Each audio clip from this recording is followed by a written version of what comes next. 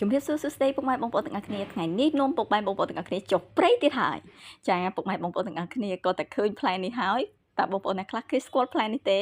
ចាពុកម៉ែបងប្អូនទាំងអស់គ្នាផ្លែឈើព្រៃគឺទុំតែម្ដងហើយច្រើនខ្លាំងមែនតើពុកម៉ែបងប្អូនអើយតែឃើញហើយខ្វះកកតែម្ដងចាពុកម៉ែបងប្អូនទាំងអស់គ្នាខ្លះឃើញនៅពេលដែលខ្ញុំចុះព្រៃម្ដងពុកម៉ែបងប្អូនទាំងអស់គ្នាអ្វីដែលខ្ញុំសប្បាយចិត្តជាងគេគឺនៅពេលដែលឃើញធម្មជាតិហើយនៅពេលដែលឃើញពណ៌បៃតងបែបនេះហើយផ្លែឈើព្រៃបែបនេះអើយវ៉ាវតែម្ដងអូខេខ្ញុំស្រឡាញ់ធម្មជាតិខ្លាំងមែនតើតាមពុកម៉ែបងប្អូនណាខ្លះស្រឡាញ់ដូចខ្ញុំថ្ងៃនេះចាពុកម៉ែបងប្អូនទាំងអស់គ្នានាំអារម្មណ៍ពុកម៉ែបងប្អូនទាំងអស់គ្នាទៅស្គាល់ចារុក្ខជាតិមួយប្រភេទនេះចាសម្រាប់បងប្អូនទាំងអស់គ្នាតានាងស្គាល់ខ្លះចារុក្ខជាតិមួយប្រភេទនេះជាងមានឈ្មោះថាដង្កោចាដង្កោនេះបងប្អូនទាំងអស់គ្នាឃើញផ្លែរបស់វាអាចញ៉ាំបានប៉ុន្តែញ៉ាំអត់បានច្រើនទេចាបើសិនជាបងប្អូនញ៉ាំអត់មានអំបិលមានអីបងប្អូនអាចញ៉ាំតទេហ្នឹងបានត្រឹមតែ2 3គ្រាប់ហ្នឹងបងប្អូនដាល់មកវិញហើយចាហើយពុកម៉ែបងប្អូនទាំងអស់គ្នាថ្ងៃនេះខ្ញុំចែករំលែកពុកម៉ែបងប្អូនទាំងអស់គ្នាអំពីអត្ថប្រយោជន៍របស់វាដែលអាចប្រើប្រាស់ជាឱសថវិញម្ដងចាអញ្ចឹងសម្រាប់ពុកម៉ែបងប្អូនទាំងអស់គ្នាគ្រប់រុក្ខជាតិឱសថទាំងអស់គឺ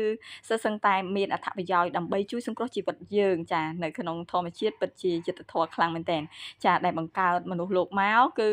ចាមានធម្មជាតិគឺយើងអាចជាថ្នាំតែម្ដងសម្រាប់ជួយជីវិតរបស់យើងចា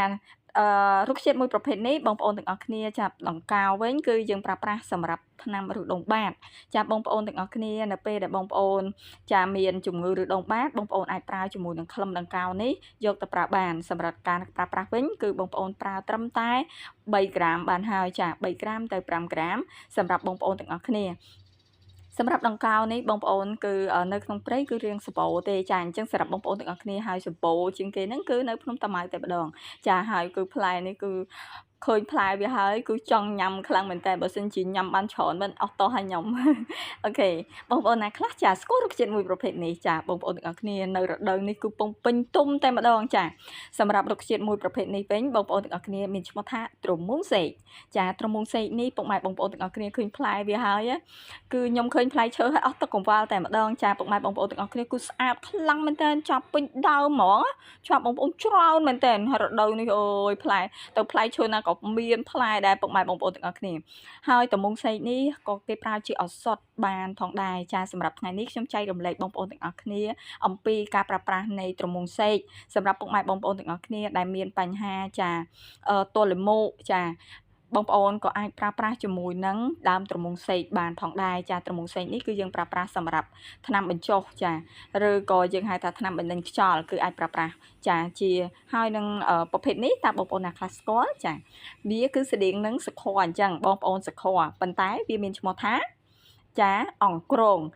ងនេះពុកម៉ែបងប្អូនទាំងអស់គ្នាខ្ញុំចែករំលែកបងប្អូនទាំងអស់គ្នាអំពីឱសថយកទៅប្រើប្រាស់សម្រាប់ច្រាំងអណ្ដាតសម្រាប់ពុកម៉ែបងប្អូនទាំងអស់គ្នាដែលមានកូនពីមុនណាយើងអាសាច្រាំងអណ្ដាតអីហ្នឹងពុកម៉ែបងប្អូនទាំងអស់គ្នាមានឃើញចាដើមអង្ក្រងអីបងប្អូនអាចខ្ទាស់យកទៅ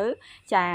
ប្រើបានសម្រាប់បងប្អូនទាំងអស់គ្នាដែលមានច្រាំងអណ្ដាតគេហៅពពុះផ្សិតចាពពុះផ្សិតហ្នឹងគឺបងប្អូនប្រើបានហើយមួយផ្សេងទៀតនោះក៏បងប្អូនទាំងអស់គ្នាប្រើប្រាស់ជាថ្នាំចាកូនខ្ចីផងដែរសម្រាប់ក្រោយឆ្លងទន្លេចាបងប្អូនទាំងអស់គ្នាក៏គេប្រើប្រាស់ជាថ្នាំកូនខ្ចីចាបងប្អូនទាំងអស់គ្នាណាដែលមានបញ្ហាចាការឆ្លងទន្លេហើយយើងអត់ទាន់រឹងមាំចាបងប្អូនទាំងអស់គ្នាអាចរកអង្ក្រងប្រើប្រាស់បានចាអញ្ចឹងសម្រាប់ពុកម៉ែបងប្អូនទាំងអស់គ្នា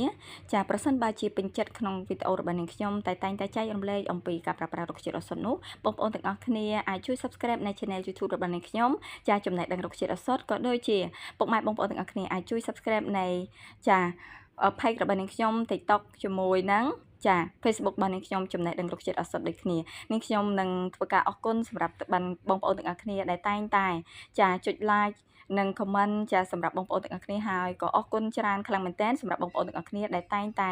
ចាគាំទ្រក្នុងការចែករំលែកនៃវីដេអូនៃចំណេះដឹងរុក្ខជាតិឱសថចាជៀសវាងបងប្អូនទាំងអស់គ្នាការប្រើប្រាស់មិនបានត្រឹមត្រូវសម្រាប់ពុកម៉ែបងប្អូនទាំងអស់គ្នាមានចម្ងល់ពាក់ព័ន្ធជាមួយនឹងការប្រើប្រាស់រុក្ខជាតិឱសថពុកម៉ែបងប្អូនទាំងអស់គ្នាក៏អាច comment នៅខាងក្រោមវីដេអូរបស់នាងខ្ញុំបានផងដែរពីនាងខ្ញុំសរឿនក៏ដូចជាក្រុមការងារអរគុណច្រើនសម្រាប់ពុកម៉ែបងប្អូនទាំងអស់គ្នាដែលតាមដានទស្សនារបស់នាងខ្ញុំពីដើមរហូតដល់ចប់ផងដែរអរគុណច្រើន